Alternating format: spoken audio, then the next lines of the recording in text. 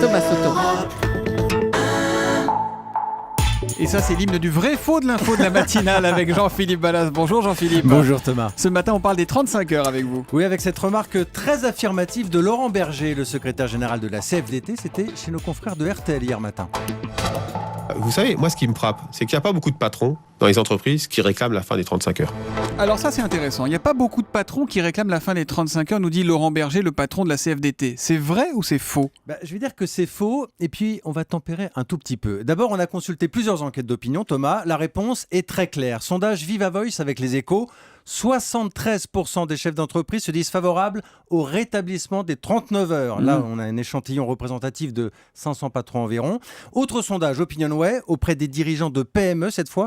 Pour plus de la moitié d'entre eux, la suppression des 35 heures est perçue comme une priorité, 56%. Alors attendez, mais là, vous écoutez, on se dit qu'il n'y a pas de match, il n'y a pas photo chez les chefs d'entreprise. Alors c'est là où je vous mets le tout petit bémol, Thomas. Autre étude, celle de l'IFRAP, c'est un think tank plutôt libéral.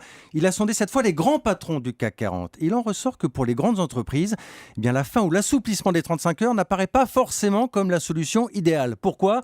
Notamment parce que ces grandes sociétés ont passé beaucoup de temps à mettre en place les 35 heures dans les textes, dans l'organisation. Il y a eu des tensions, on s'en souvient tous, et qu'elles n'ont pas forcément envie de refaire tout le chemin à l'envers.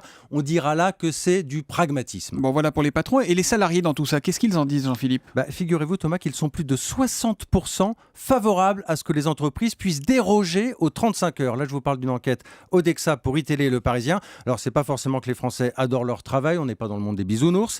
C'est aussi la peur, tout simplement, de perdre son emploi. Il y a notamment une loi sur la sécurisation de l'emploi qui permet, en cas de graves difficultés économiques dans une entreprise, d'aménager le temps de travail, d'aménager les salaires aussi, mais c'est une loi qui n'a pas été forcément très suivie jusqu'à maintenant.